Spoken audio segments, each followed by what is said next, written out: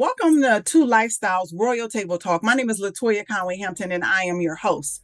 And today I want to bring to you a young lady that I met a few years ago, and her name is Miss Sally Loya. Hi, Miss Sally. Welcome. Thank you. Good evening, everyone. I'm So Sally Loya. nice to meet you. I want to go back a little bit, and I want to talk about our original connection. So 2021 or 2020, I'm not sure. One year I was surfing the web and I was looking for women that have experienced domestic violence or sexual assault or substance abuse that want to come back and give back and be the voice for the people that cannot communicate for themselves and allow them to know that that was an experience, it's not who they are. And somehow, way or another, you answered that first text, that first information, that first request. Tell me what made you say yes to the very first conversation we had together. Honestly, Toyia, it was that I was ready to share my story. Just a few months before the first She experience and joining you in your wonderful organization, I had found my voice, my power, my strength, and I was ready to share my story. Thank you for allowing the platform and giving me that platform. I was just ready. I had felt it was time. Okay. So you came on to our annual symposium, and first you did because the virtual experience, just virtual, is 3 days. And that Friday, Saturday all day, and then Sunday all day. And you came on and you were amazing. You shared your experience, strength, and hope. You provided a workshop with content and information. But one of the things that you mentioned when we had that conversation, you said, you know what? I am going to start a Loya Project, right? And Yes. Loya Project. Tell me a little bit about where that came from, why you chose to do so, and where is it now? In 2015, after surviving a near-death attack from my abuser and entering a safe house, I knew in that moment that I had to give back. I had to find purpose, that there was purpose in my survival. When I entered the safe house that day in North Carolina, the women formed a circle around me. They prayed for me, and I knew in that moment that I wasn't alone. And it was very important to me to begin a mission so that I can let others know as well that they are not alone. 4 years after my attack in 2015, I began the Loya Project in 2019. 1 year later, I would found and create the Crowns of Courage Project, honoring victims and survivors for the courage and their strength. This year in May, I began the Crowns of Courage Legacy because I couldn't just honor I just couldn't honor victims and survivors. I had to honor the memories and lives as well as the legacies of those we've sadly lost to domestic violence and sexual assault as well. Wow. Well, thank you so much for explaining in detail. I so appreciate that because once you have a vision within you, and I like to say it's an assignment from God. That's how I see it. And some people will come in and out of your life because there's a reason and a season for everybody to come in your life. And so as you're creating these legacies and inspiring and empowering everybody, you're going to come across a lot of women and men that have experienced domestic violence and sexual assault, that you will touch their lives and they'll never be the same. And so I want to ask you a few more questions as to your overall environment. So we talked a little bit about where you are and what you're doing now, but tell me, what part of your life made you feel like you must give back?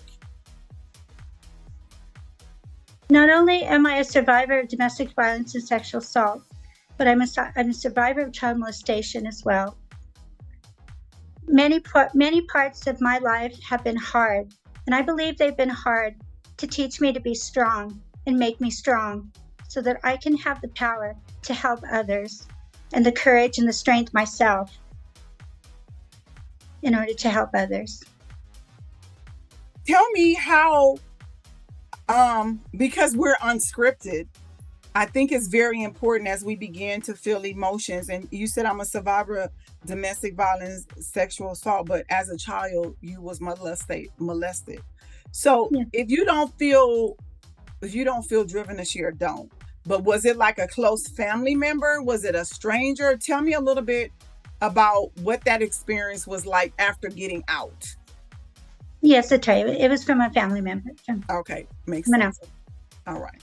So once and I ask these questions because sometimes our listeners have experienced the same exact thing. So for me, I was sexually assaulted by my stepfather for about 6 years off and on. And what I realized is that it caused me to be angry. It caused me to be very passive. First I was passive and then I became angry. And so as a woman that's been able to get out of that, I know how to advocate for myself. I don't shy away from a disagreement. I hit it head on, which I haven't always been able to do that. I will just shy because I want peace and comfort. And the truth of it is I have to stand up for myself. And you are being a face in the pageant world for survivors of domestic violence. And so when they see you, you walk with the grace of all the rest of us on your back.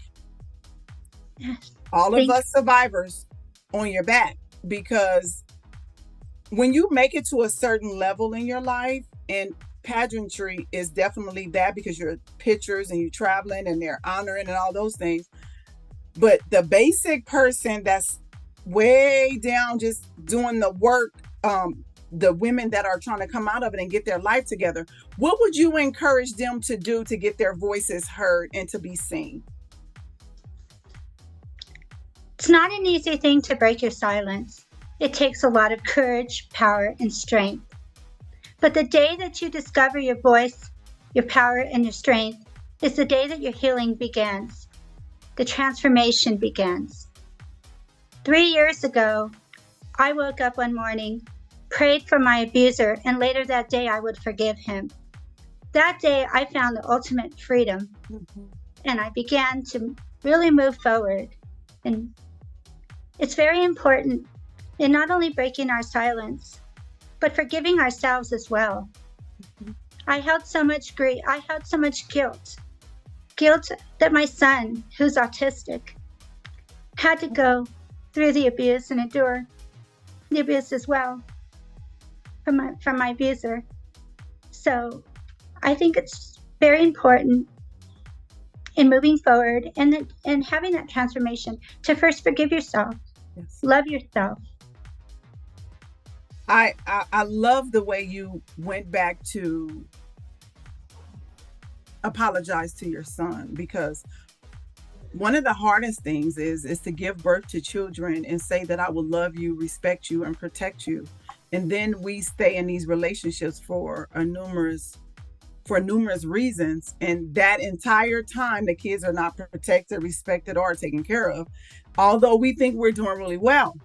Having my own 9 children, there was times where at that point I had 7 children, and I felt like I was protecting them, taking care of them, until child welfare stepped in and said, those things you were doing was your best ability, but you could have done much better. What was the thing, when you look at your son, what was the thing that made you say, you know what, I am done because my son is watching me? What was that day like? Take me on that journey. On April 25th, 2015, I was attacked by my abuser in an 18-wheeler. I was beaten, sexually assaulted, and strangled almost to death. With only seconds to live, drawing on my experience as an emergency medical technician and first responder, I made a split-second decision to save my life. But what I saw before doing that, I saw my son, and I prayed and I asked God if he would spare me and allow me to go back to my son and my family. I would be his voice, his hands, his feet, everything, anything God wanted me to do. So it was in the moment of the final seconds that I thought that I had to live and the fight for my life. My son kept me alive. My grandmother's spirit kept me alive. So you drew from accessory, you drew from whatever you can draw from to keep your strength to move forward. Yes, and I did everything in that attack, and I did everything possible to save my life so that I could be spared. So, and God allowed me. I'm only here because God allowed me this second chance. God gave me a second chance, and I wasn't going to waste a single second of it. And I began my mission and my journey. Good for you. So it's been 4 years. You've been on this journey like crazy, huh? Yes, and I'm so honored to be receiving the Lifetime Presidential Achievement Award. I'm going to travel, God willing, to Texas to receive this award in at an awards banquet. I don't receive it for myself, Latoya. This award is not for me. It's on behalf of all victims and survivors around the globe. That's right. It is for them. Good for I'm you. just a representative of it. I'm just the acceptor. It is not. It's not even for the Crowns of Courage Project. Right. It is to honor all victims and survivors worldwide. I understand that. I understand that. And congratulations to you too, Latoya. You are also a recipient as well. Well, thank you. I really appreciate that. I think I appreciate that opportunity. It's an amazing opportunity. But when I think deep down inside of the trench work, right? That's where my head go. Like, this is some deep rooted type of work that you have to have a unique experience to be willing to do the work without being judgmental, without being resentful, and now without being egotistical. So for you to get it, I'm excited for you and amazed, and definitely you deserve it. And you keep trudging. I mean, we have this upcoming annual symposium that's due to happen in a few weeks, and as far as I know, you'll be flying out here, and we will have that opportunity. What does that feel like for you? It is a tremendous honor. Honestly, it's an honor of a lifetime. Thank you for allowing me. Thank you for inviting me to the She Experience featuring the Crowns of Courage Project Gala. I'm honored. Yeah. I can't even find the word. I'm sorry, I can't find the words right now. I'm just gonna. It's okay. It's okay. So tremendous honor. It's an honor for me too, because here's what happened. So maybe 4 or 5 years ago, we did the crowning of the queens and all of the thing, and the theme was Queens on the Move, and we crowned women, and we did the thing, something similar to what we're doing now. And the amazing that's the last time we was in person, because it hasn't been in person since. However, it's such an amazing opportunity to watch women get celebrated, be inspired, be encouraged, because again, people will say anything. However, to be able to do it is something different, right? It's something different. And so I'm excited. I'm so excited about the She Experience year 11. I'm so excited. And the fact that we're back in person really excites me. Yeah. So you'll be traveling. I know you travel the world. Tell me a little bit about what you do in the world. I am the reigning Miss Global Talent Wheelchair Mexico Universe. 3 weeks ago, it's been a month now. A month ago, I was appointed the title of Miss Mexico Wheelchair Universe. Jaime Williams, CEO of Global Talent of the Miss Global Talent Universe. His pageant is headquartered in Lima, Peru. It is the only universe wheelchair title and pageant system in the world. It's a tremendous honor. It's kind of surreal. It's surreal, really, to know that I hold the only wheelchair universe title in the world for the country of Mexico, my family's home country. Okay. Yes. I love And it. thank you. And I'm a model. I just came back from New York Fashion Week. This Sunday night, I came home from New York Fashion Week. I modeled in 4 shows. Okay, good for you. So what's your favorite? Because I traveled the country for about 10 years working with child welfare, changing policies and practices. Although when you see people travel, you're like, oh my God, it must be fun. I want to travel. But when I had boots to the road, I would have layovers in the airport, planes would leave me, people be rude and disrespectful. I remember this one time, by this time I made a lot of points. So I had enough points to ride in first class. And once I got ready, because I don't ride first class, I'll just get on the airplane, everybody be there at the same time. And so that was my thought process at first. And so when I get there, I get, and the lady saw me and she said, honey, you supposed to be over there. I said, no, I'm supposed to be right here. And because I'm no longer passive, people that are passive cannot handle my energy. I'm not passive. I'm not rude. I'm not disrespectful, but I'm not going to let you run over me and I don't say anything. So she said, you need to go over there. I said, no, ma'am, I need to be right here. She said, no, you need to go over here. And then I had to flip her out my code, my Premier card. She's like, oh, ma'am, I'm so sorry. I thought you was in the wrong line. How did you get that?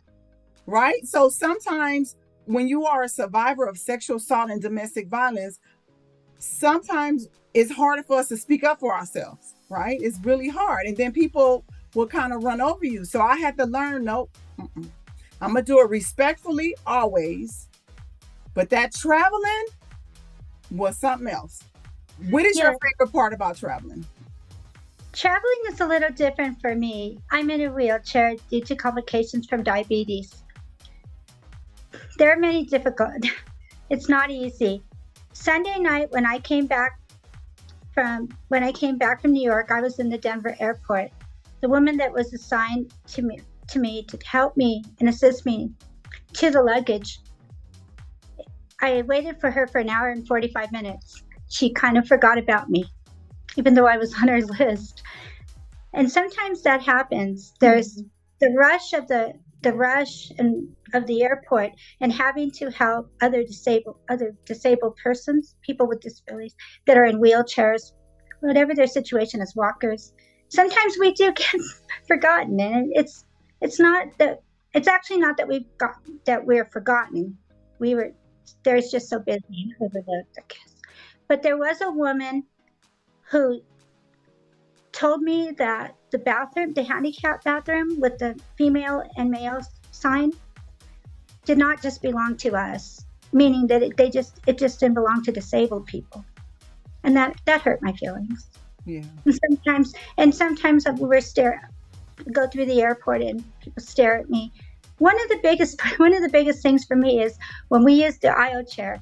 When people with disabilities use an aisle chair, we are strapped down for our safety. And we're strapped with many straps. You know, you kind of feel like it, and of course everybody on the plane is staring. So for me, it would have to be the aisle chair, because that is, you know how you're strapped and you feel like you're just safe. You have to be safe. Yes, you feel like you're safe, but it's also kind of, if you're a claustrophobic person, or you don't want to be like feeling like you're enclosed. Yes, yeah. So we're traveling, we do face many things being disabled. All right. So what was your first memory of domestic violence? Because you're an advocate. You've been advocating for domestic violence. And so I'm going to throw out some questions about domestic violence. And I know you have all of the answers. So what are the 5 forms of abuse? And explain it to the women on what they can do to get themselves safe. What's the 5 forms of abuse? Narcissism. Verbal abuse, sexual abuse, emotional abuse. There's also control. I mean, it's control and domination. That so much of it is just, it's a vicious cycle of control. And Absolutely. For me, For me, I was told what to wear. My phone was monitored. Got you. So also the spiritual and the financial abuse. Yes, And a lot of times the spiritual abuse, you're not allowed to praise and worship your own beliefs. And the financial abuse, somebody dictating and controlling all of the finances. Either you're not aware of what's being spent, how the income is, or you don't have access to it. So gotcha. And so when I think about love bombing and I think about being in these relationships with abusive person, when the love bombing is happening, you're in love, they're making you feel beautiful, they're making you feel worthy. Have you been in a relationship since you've gotten out? I was in a relationship, but we were not able to. I'm not at the point right now to be intimate with anybody. Okay. And having a relationship, you have to be able to be intimate with that person as well. So are you meaning physically intimate, or you just mean it because there's all types of intimacy? There's a physical intimate and just a close relationship. Yes, it's a physical. Gotcha. You're not ready for that right now, huh? No. Okay. Makes a lot of sense. Even after almost 9 years. Oh, well, good for you. That's amazing to be celibate for 9 years. That's a definitely an accomplishment. It's amazing because I have a couple of women that are also survivors, and they talk about how important it is to be celibate. And in the first year of recovery here at my organization, I always offer that, because what happens is if you begin to be physically intimate with a person and you're just out of a relationship, it's so easy to get stuck and attach into another relationship because you're getting your physical needs met, versus really truly understanding who you are as a woman, what's your favorite color, where you like to go, what you like to eat.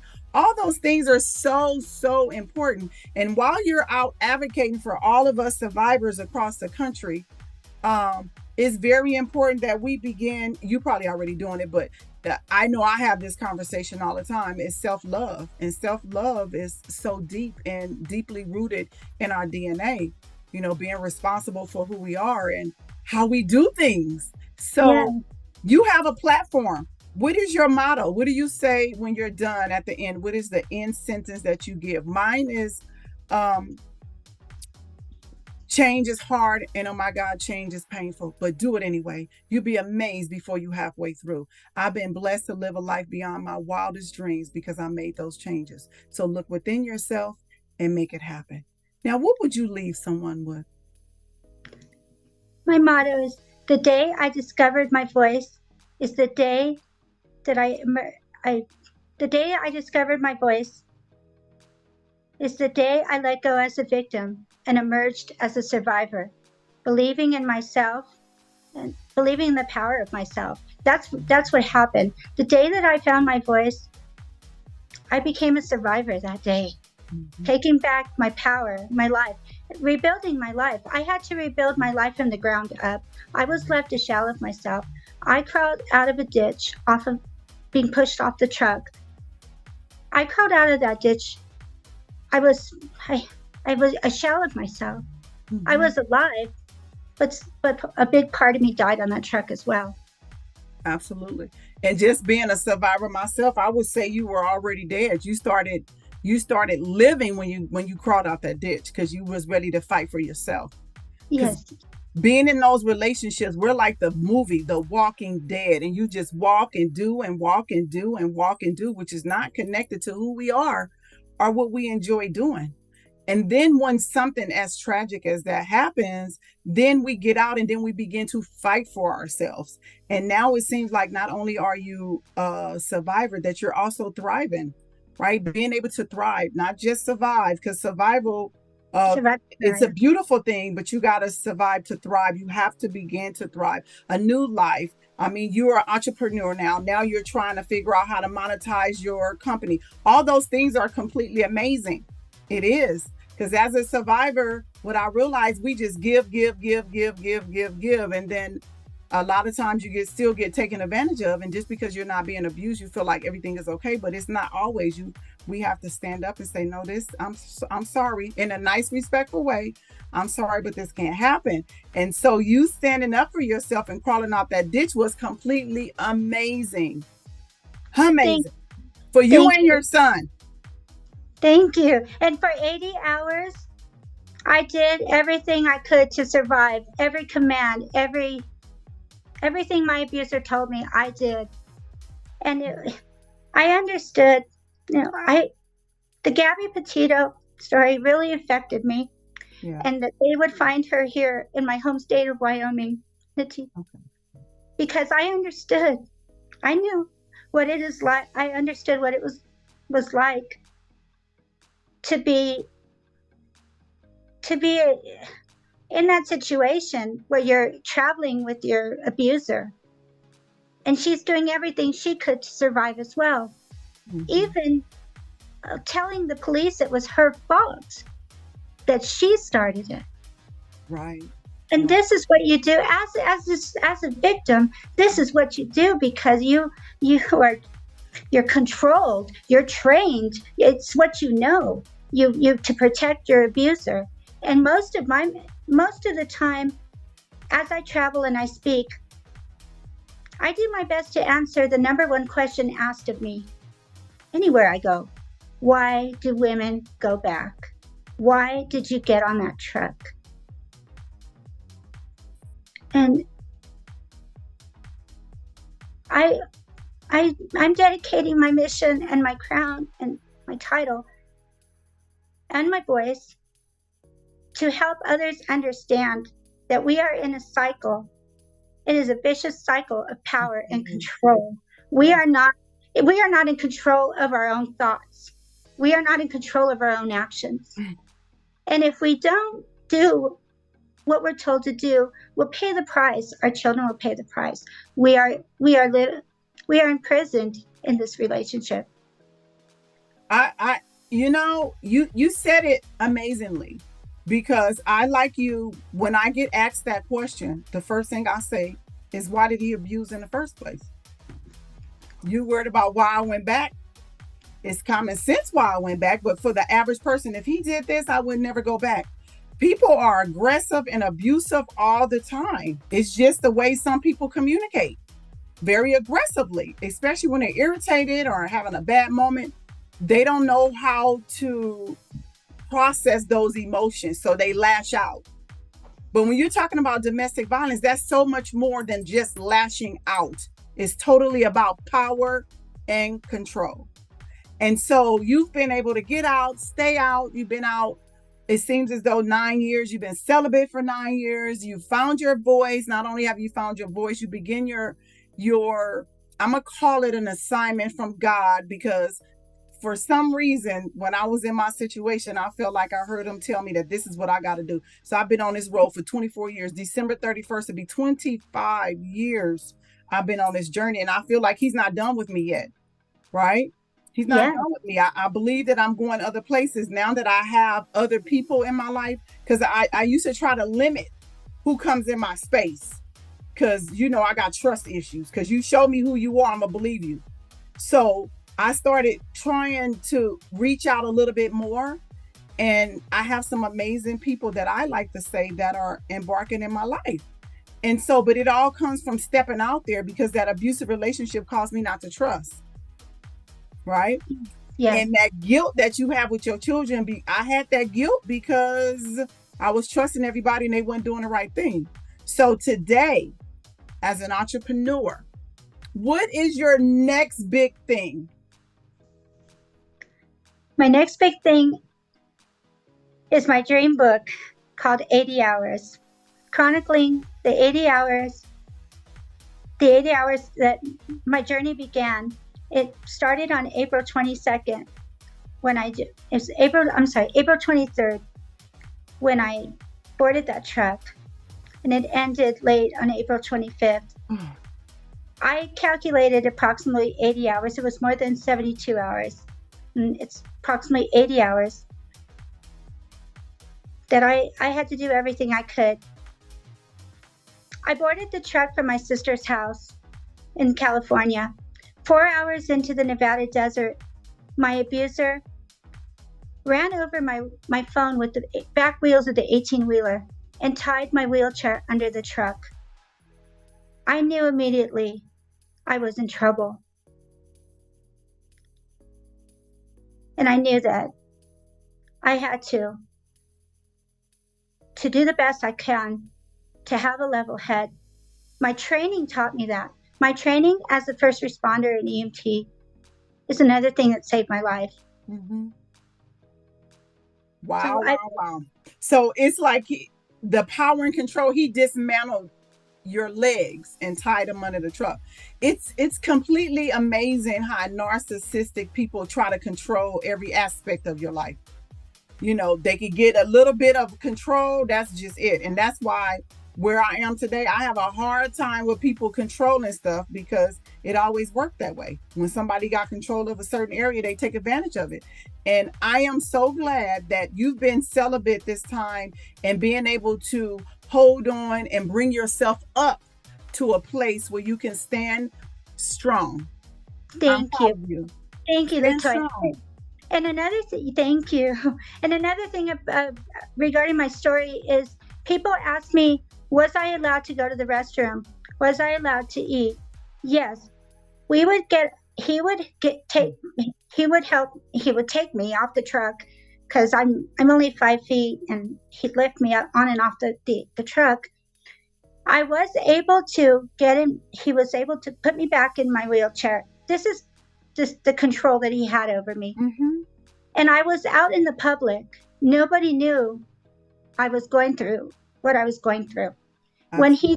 When he did hit me, when he did strike me, it would be where nobody could see me. So I had, and my abuser had about a size 10 shoe, maybe 11-foot shoe, size 11 shoe.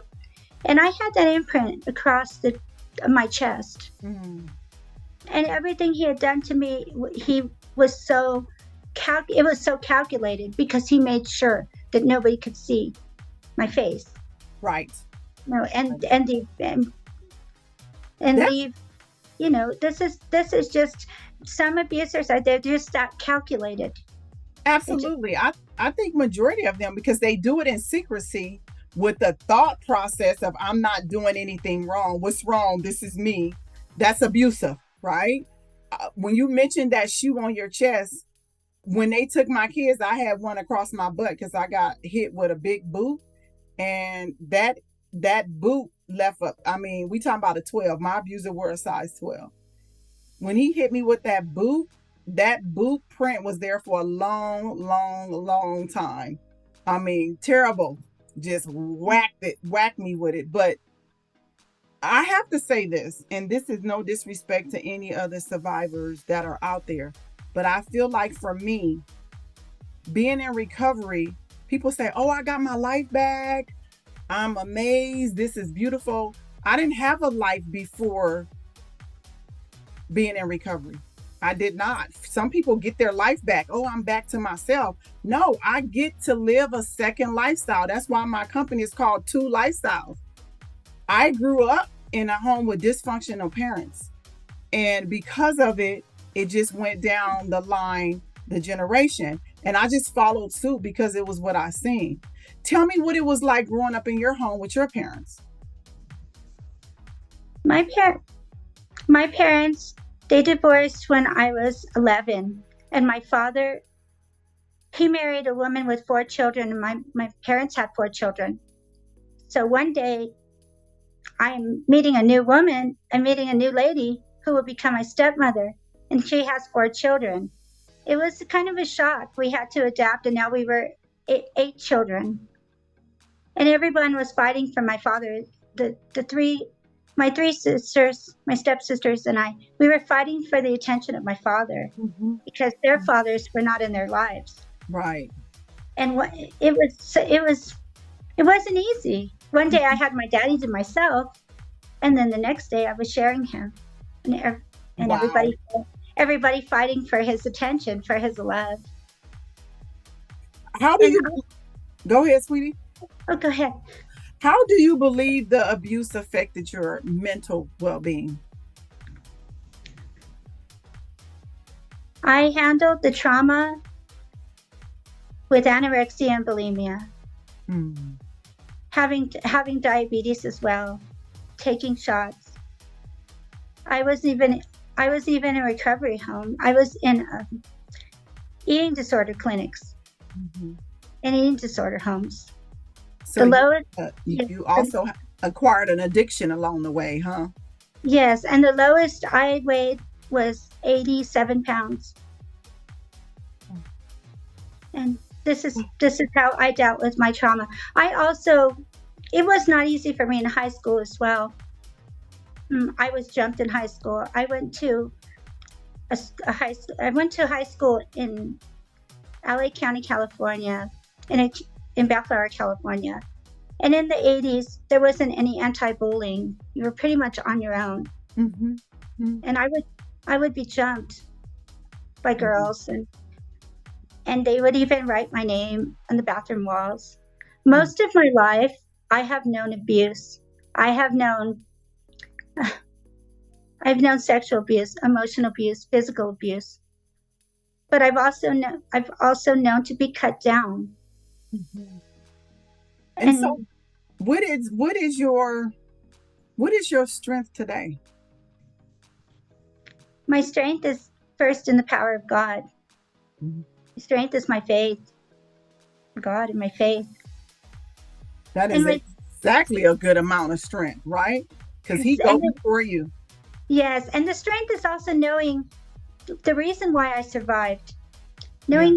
Knowing that my mission and my purpose, having a mission and a purpose and knowing it and seeing it unfold. Mm-hmm. It's so powerful. It gives me it's for the first time in my life, October 7th, during the day after the gala, I'll turn 54. For the first time in my life, I know I belong when others have told me I don't. When others have told me I'm nothing, I'm nobody. And my abuser would call me a worthless cripple. But I know today that that is not true, and that's never been true. I now hold the highest wheelchair title in the world. That's right. That's right. I think you bring about a good conversation because a lot of times when we are abused, and it starts with, if you look, don't take it from me, but look it up for yourself. When you talk about being abused as a young age, first you get that healthy attachment at home don't grow real well with your parents. Then you end up getting mistreated at school. Then you end up getting in unhealthy relationships, right? Yeah. And then once you get out and you begin to pull on who you are and how you want to function, things begin to look much different. But it takes a lot of work. It's a lot of internal work. What's the thing that you do on a daily basis that give you strength to fight? I begin every morning with prayer, meditation. I begin the day with prayer and meditation. So, do you have like a journal guide or do you journal? Because I'm a journaler. I write down what I'm feeling and then I can go back. I mean, I just look, I got stuff all over the place where I just start writing stuff down and writing it down and writing it down and writing it down because I need to get it out of here. I got 24 years of this, and I want to ask you as you continue your journey, no matter who comes in your face or your space, make sure you keep your eye on whatever that is that God has you to do. Yes, That's it. thank Don't divert because it's a lot of sparkly things on the side that makes us feel good, and it's not always good, right? yes, I yes. think I think early on that was hard for me because I would do a lot of speaking engagements in different places. And then once the years passed by, I was good enough to do a speaking engagement, but I'm not good enough for this. And I was good enough for this. I'm not good enough for that. And finally, as a businesswoman, entrepreneur, because first and foremost, I'm a survivor. I've been through domestic violence. So I get that mindset of put down, belittle, all that. But when my own mind started going there, that's when I got to kick in work. Because your mind will tell you ain't good enough. I don't know about you, but my mind tell me that still sometimes. Yes, my mind does too. Yes, Mm-hmm. absolutely. And we have have to believe in the power of ourselves. Love ourselves first. That takes work. It takes it doesn't happen overnight. Uh, To I look can in agree. the yeah, to look in the mirror. I wake up in the morning, I look in the mirror and I say, "Good morning, beautiful." Mm-hmm. I become my I become my own cheerleader. Mm-hmm. You have to be. Way before I heard that song, because the word gorgeous is used around my family all the time. And I would say good morning, gorgeous all the time. And then Mary Blige got this song, Good Morning, Gorgeous. The first time I heard it, I was like, oh my God, she heard me saying that to myself all the time. It's such a beautiful song. She's probably been telling herself that every day too, right? Because you got to get up and you got to look in the mirror. I do stickies with affirmations. One day I was sharing about my affirmations. My husband said, hey, I haven't seen those around the house as much. I don't need them as much as I used to when I started. When I first started that, I had stickies everywhere in the refrigerator, by the closet, on the mirror, in the bathroom. I had stickies everywhere so I can be faced with daily affirmations. I am good enough. I am worthy. I am beautiful. I am gorgeous. Right? I had to do that because all of that negative chatter that people seeded in my mind was beginning to take root. It's not real. In order for me to de-weed their stuff, I had to put some positive stuff on it. But you got to go down there and get the negative stuff because if you got a yard full of weeds, you can't just sprinkle good grass seeds and expect it to come out pretty grass. You got to go and treat that dirt, the mind, the body, and the spirit with positive affirmations on a daily basis. You know, I've been able in the 24 years transform my mind and my spirit. And now I'm working more on my body. So I go to the gym Monday, Wednesday, Friday. I'm eating much different. I'm lifting weights. I'm starting to see my rocks come back, just taking care of my body. What is the thing that you do other than meditation to keep you well rounded on a daily basis? I listen to praise music as well. And I also try my best to work and advocate 9 to 5 so that I have a regular work schedule. And the night and the evening belongs to me. I watch a movie, I read. So a lot of times you can immerse yourself in your advocacy. This work is emotional. Yes. It's mental. You have to have the drive and the dedication to help others and hear stories from other women. Women connect with me all the time, and not just in the US, but from around the world. Yeah. And they share their stories with me. Yeah. And I have to be the rock and that strength for them. Oh, good for you. And they And they, trust and they me. Yes. it's a beautiful thing, but don't forget to take care of you. Because being a counselor, some of the stories, not a lot of them anymore. When I first started, I would take their stories in. They would become like, oh my God, I feel so sorry for her. I couldn't practice sympathy, empathy, and all those things like I should have as a counselor. Everything was on my shoulders, I felt. And then I got to a spot where I learned how to separate it. My job is to be there for them and not take it in because I was taking in too much, too much, too much, too much. What Yeah. is the what is the what is the best thing about advocating for other women? When a woman tells you,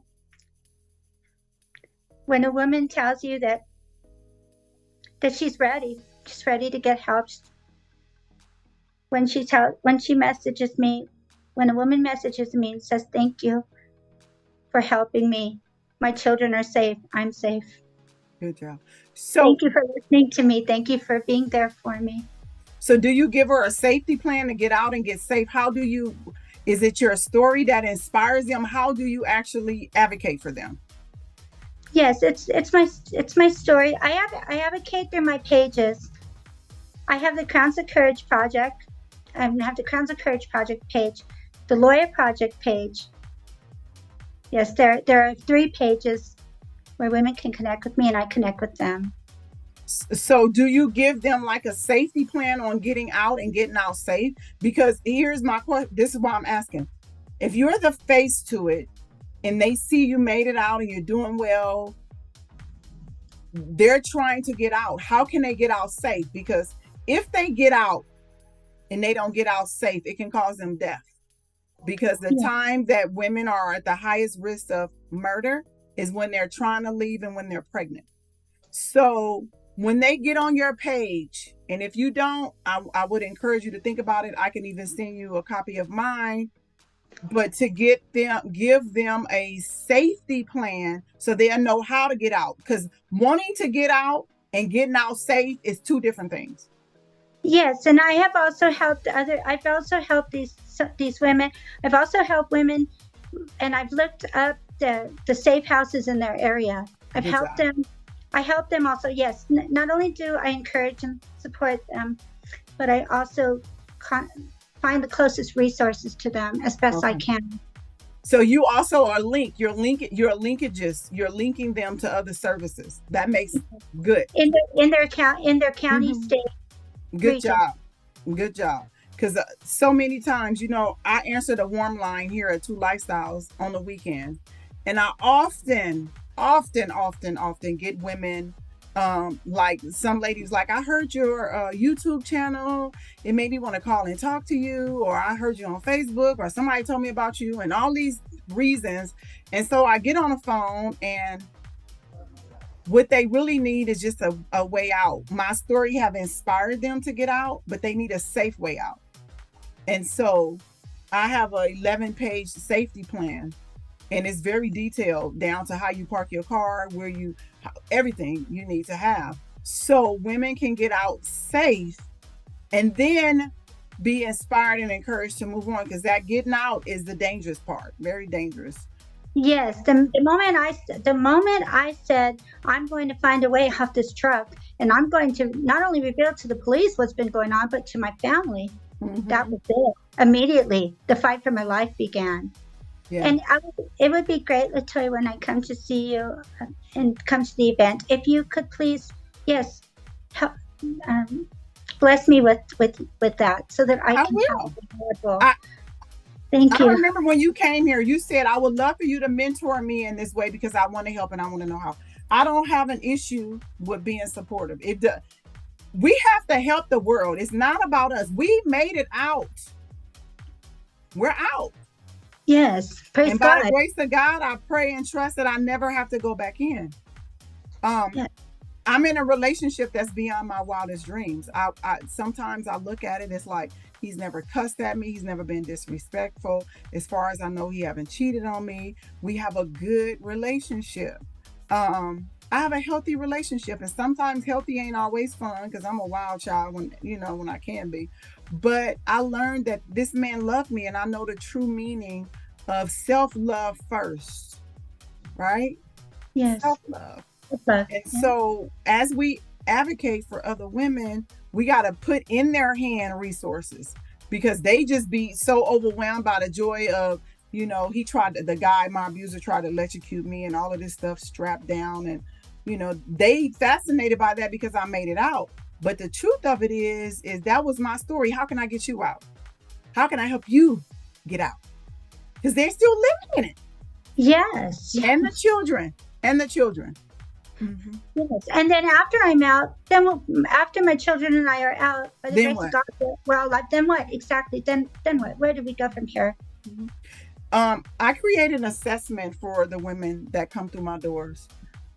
It's a 12-facet assessment, and it covers the facets that we as women need the most support with, like housing, education, work, financial stability,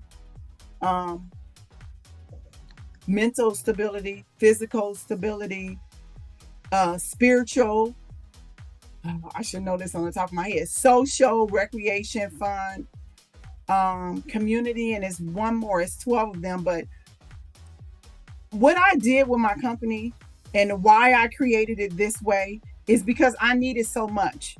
And people will come to me and say, oh, well, you can do this. And what about this? And what about this? And hey, what about this? None of that worked for me because what they were doing was just throwing out stuff. I don't need you to get me out and keep me out. I need you to help me keep myself out. And how do I not go back in? That was the hard part. So I do this exercise, the guy pie, teaching them how to find a healthy man. What does a healthy man for you look like? It may not look like what mine look like, but yours may be different. And then what do I bring to the table? And how can I want more? Because I spent the last 24 years just in here advocating, holding on by the grace of God. Now I'm ready to live and exist. So now I'm able to probably in the next year be able to monetize some of my services because I don't have Medi-Cal. I don't have any of those big programs.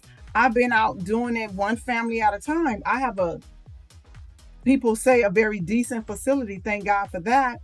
But it's taking my husband's retirement when I was working in the other thing. It's not really an easy thing to do when you're by yourself. So what I love about your project is that you're linking all of the survivors who want to do the work together and then a network of survivors so they can all branch off and be supportive for each other, right? This is not a silo thing. It's not the crabs in the bucket. You doing this, I'm doing this. It has to be really inclusive and collective. That's what I feel that really works. Yes, and the Crowns of Courage Project is an interactive, not just social media, it's an interactive project. Women, it's a national and international where I connect and other women connect in the U.S. and now 8 other countries.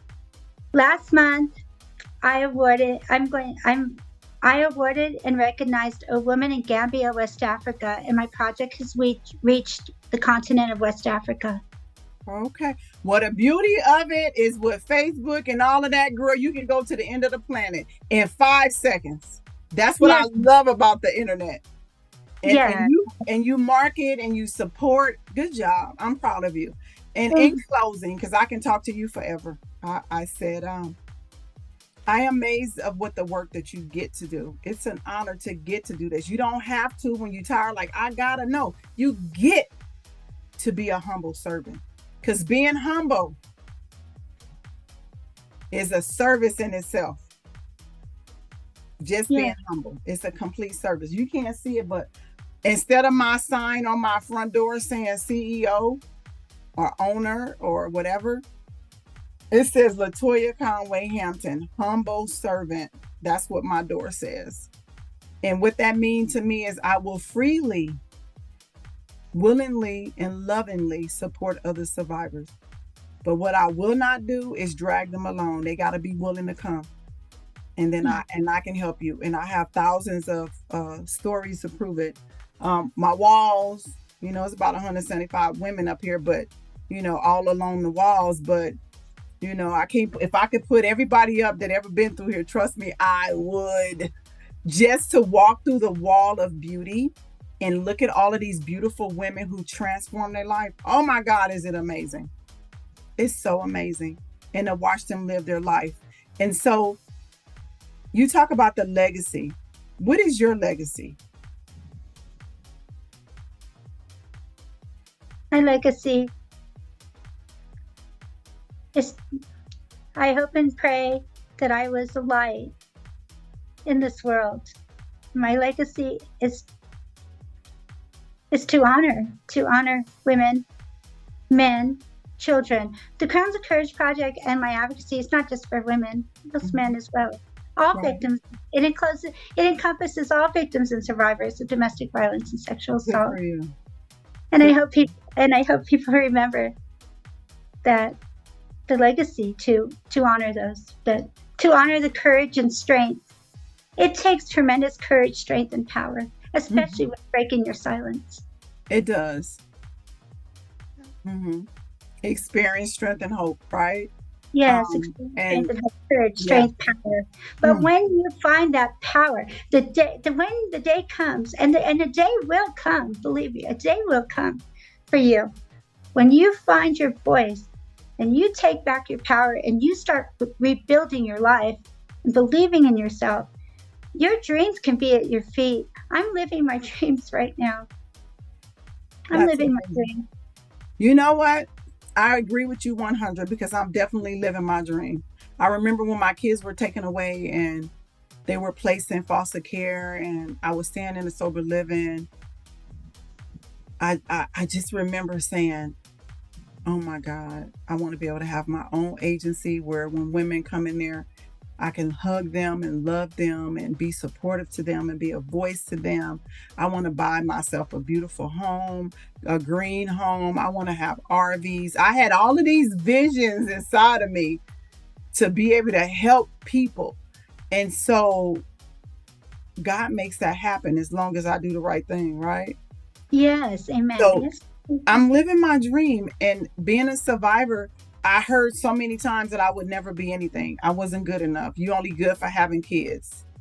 But today I understand my worth and my value, and I use my voice to inspire, encourage, and educate other women. Although Two Lifestyles is a women empowerment program, on one side of our facility, we do service men. But my passion is to inspire and encourage women and girls because I was a teenage mom. I was sexually assaulted by my stepfather. I was gang raped by 6 boys. You know, I got in a relationship that was abusive. I've been strapped to grenades and electric buckets and alarm clocks and all of these tragedies just so I can give back and be a humble servant because I get to be a light today. Yes. So, We are lights. Yes. in closing, what would you love to say? What would you like to leave on the heart of our listeners? No matter what anyone may have said to you today, today, tomorrow, or yesterday, you are beautiful. Your life has meaning. You have meaning. Not only do you have worth and value, but you have a mission and a purpose from God too, as well. And believe in yourself. Love yourself. Thank you. You're welcome. And I want to say this in closing. I believe this because I live this. To whom much is given, much is required. I've been given a life beyond my wildest dreams. I've been blessed to travel the country to inspire social workers on how they work with survivors of domestic violence and watching them shift how they work with families, being a part of changing and developing programs that are still used 20 years down the line. I am honored to be a humble servant. And I want to say, no matter what you experience in your life or in your relationship, you yourself and only you have the key to your life, to your journey. Dig within yourself. Figure out, why do you choose these type of people? Why do you need people around that dictate and all these things? And I know it sounds harsh when you hear it, but also realizing what part you play in that abusive relationship. Even if it's just staying, you play a part. My name is Toyia Conway-Hampton, and I am your host. Thank you for tuning in to Two Lifestyles Royal Table Talk.